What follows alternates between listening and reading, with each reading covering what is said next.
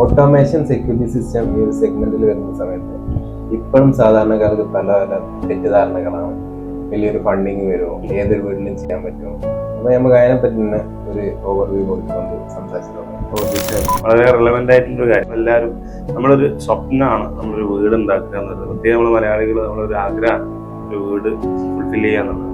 അപ്പോൾ നമ്മൾ ഒരു ബഡ്ജറ്റിങ് പ്ലാൻ ചെയ്യുന്ന സമയത്ത് നമ്മളൊരു വീടിൻ്റെ ടോട്ടൽ ബഡ്ജറ്റിലൊരു 1-2% നമ്മൾ ആഡ് ഓൺ ചെയ്യുകയാണെന്നുണ്ടെങ്കിൽ ആ വീടിൻ്റെ കംപ്ലീറ്റ്ലി ഔട്ട്ലുക്ക് ഫീച്ചറും നമുക്ക് മാറ്റിയെടുക്കാൻ സാധിക്കും ഓട്ടോമേഷൻ ചെയ്യുകയാണെന്നുണ്ടെങ്കിൽ.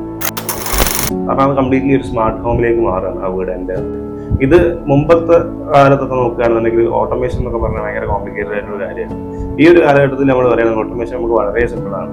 സിമ്പിളായിട്ട് ഇൻ്റഗ്രേറ്റ് ചെയ്യാൻ, ജസ്റ്റ് ലൈറ്റ്സ് മൊബൈലിന് ഓപ്പറേറ്റ് ചെയ്യുക എന്നുള്ളതിനുപരി എന്തൊരു കസ്റ്റമൈസ്ഡ് ആയിട്ടുള്ള റിക്വയർമെന്റ് നമുക്ക് ഉണ്ടെങ്കിൽ അത് നമുക്ക് ഓട്ടോമേഷനിൽ കൂടെ മീറ്റ് ചെയ്യാൻ സാധിക്കും. ഓട്ടോമേഷനെ കുറിച്ച് വലിയൊരു ധാരണ ഇല്ലാത്തതുകൊണ്ട് തന്നെ അവരുടെ വീടുകളിലേക്ക് വരുന്ന അവർ പല കാര്യങ്ങളും മിസ് ചെയ്യും.